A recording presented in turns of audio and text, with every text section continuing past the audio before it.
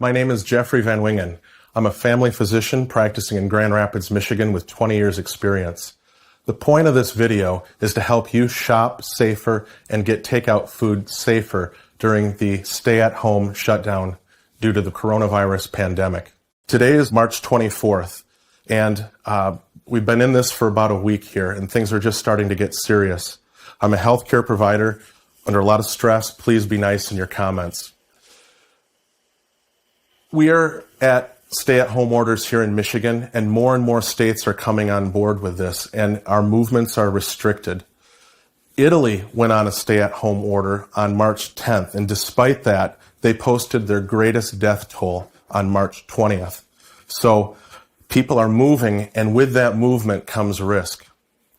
We have a dilemma in society that we need to eat to live, but we also need to get that food. And that getting of food is now risky. And I'm going to help you reduce your risk as you go out into the marketplace. Now, they say that desperate times call for desperate measures, and these times are unprecedented. But I believe there is a precedent that we use in the medical field called sterile technique that can reduce risk as you go out in the marketplace. And we use it to perform surgeries, to be in sterile environments so that we don't give infections to our patients. And I'm going to help you adapt those techniques to decrease your risk of contracting coronavirus when you go out and get your food. Now, I want to answer the question, how long does the coronavirus live outside of a human body? And we've recently gotten some conflicting data, and I just want to throw that out there. Last week, the National Institute of Health published in the New England Journal of Medicine an article that showed that coronavirus can live in an aerosolized, outside the body situation for 3 hours. It can live on cardboard for 1 hour, and it can live on plastic and metal surfaces for 3 days. That's a lot better to deal with than the data that we got just last night from the Center for Disease Control that found that on cruise ships, they discovered active coronavirus particles 17 days later. Now, we don't know if that's something specific for the cruise ships or if that's something that we need to adapt to society. So in this, I'm going to give some practices, and we're just going to say, go out there, use this knowledge, and do the best that you can. Now, when you go out to get your groceries and you bring them home, try not to bring them into your house unless you absolutely need them. Now, if we're going to go with the logic of the National Institute of Health, we could leave those groceries in our garage or on our porch for 3 days. And if you use a shopping service, please don't have them come into your house. Have them dump them outside so that you can bring them in when you need them.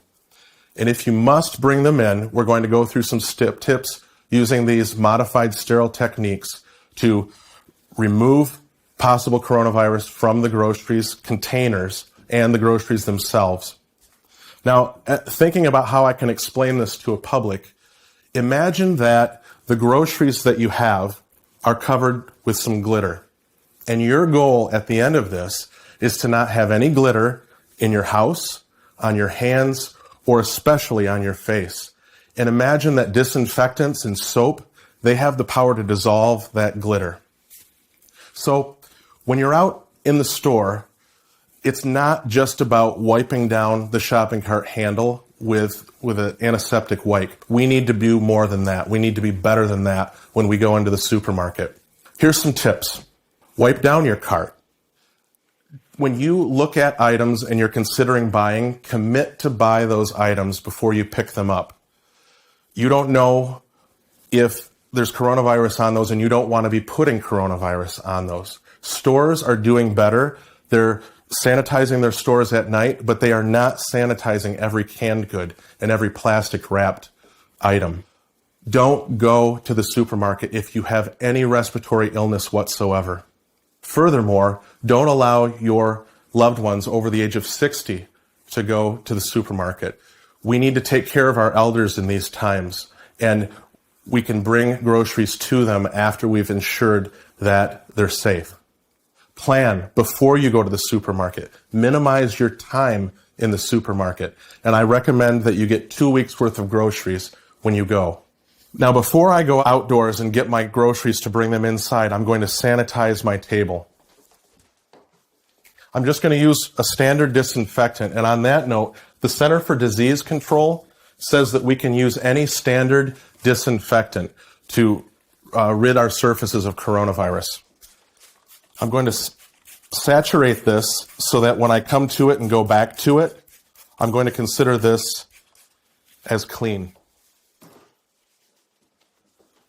Now this side of the table is going to be my clean side, and we're going to consider the other side of the table as a dirty side where we're going to put our groceries from outside the house.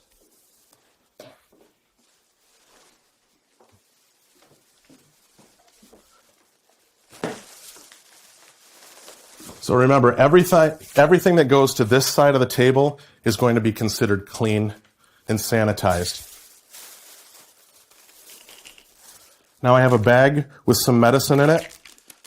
I'm going to open that bag, but because I know that human hands have touched this medication bottle in less than 72 hours, I'm going to wipe that down. I'm going to place it on the clean side. But this box of cereal is a different story. It's a box that has cardboard, so we know that coronavirus can likely live on this surface for 24 hours. But on the inside, no human hands have touched this for more than a few days, so I can just dump that and I can get rid of the box. Now with this broccoli, I've got a couple different options. I could have somebody open my refrigerator, open the crisper, open the bag, and dump it right in the crisper, or I could just sanitize it. Now, I've got to bring some groceries to my parents. They're in their mid-70s, and I'm going to be dropping those off later today. So I'm going to grab this bag, put it on the clean surface, and I'm going to just dump their groceries into this bag. Now, I'm a big fan of cloth bags, but I don't think now was the time for me to take my cloth bags and increase risk. But if you must, after you're done with those cloth bags, consider them dirty and make sure that they go outside.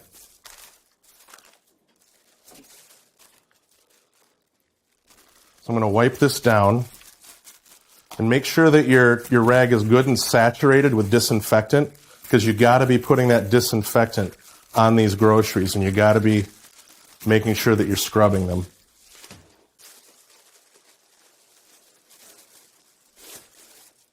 Now, one other thing that I could do with certain items, such as this bread,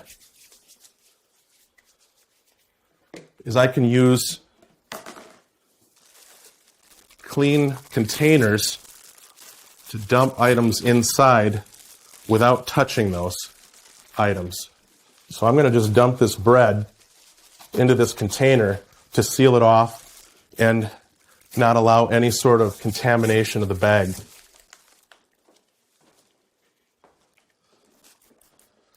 More hardy plastic things that you're not worried about disinfecting more liberally, you can actually spray the disinfectant right on those items.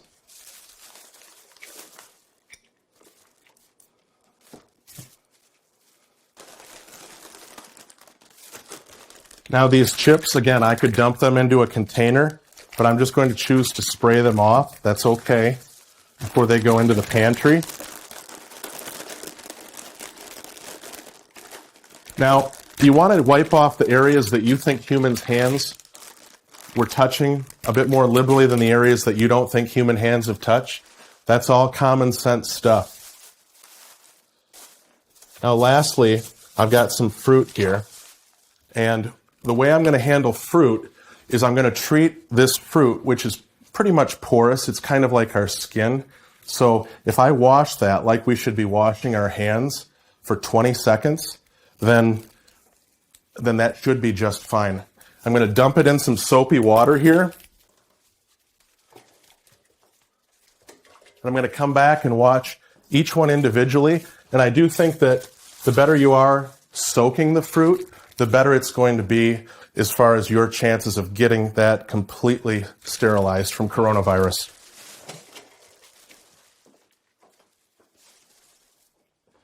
Now let's take care of this fruit.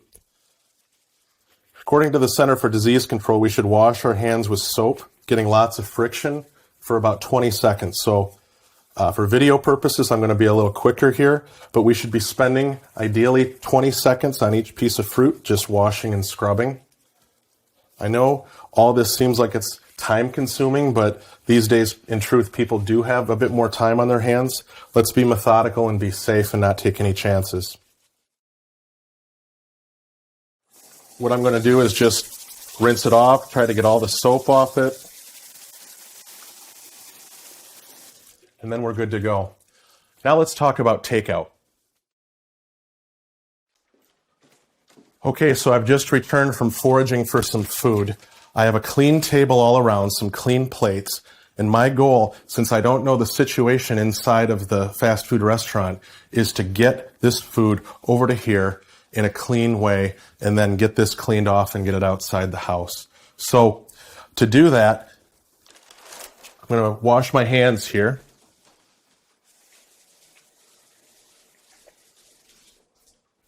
Say I did that for 20 seconds with soap and water, scrubbing real good. I'm going to open up this. Now, fortunately, the good news is that you don't have to worry so much about the food. Coronavirus does not do well in food, but it's the wrappers that I'm more concerned about.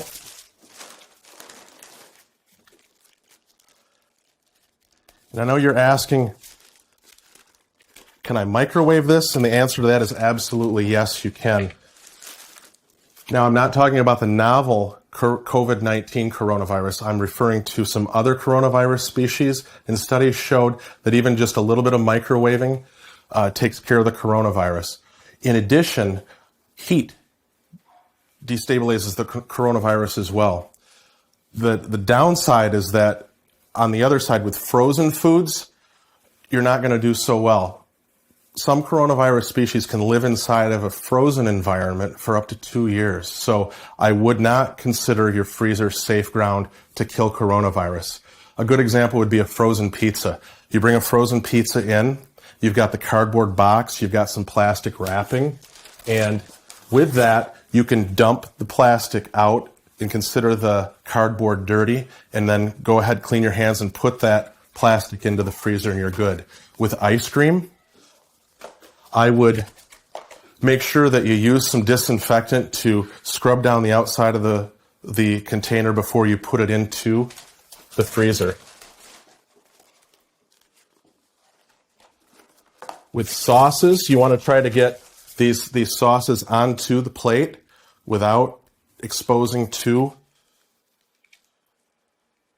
the packaging. Just do the best you can. Now, what I'll do is I'll throw these in the microwave before I start to eat them. I'm going to try to get them hot so I see some steam coming off them. When you do choose food at a takeout restaurant, I think now's the time to choose more hot goods over cold goods. And that's it. I'm going to ask you to share this video. It's not about popularity. It's about getting the word out with education. In these unprecedented times, safety out in the marketplace can literally save lives.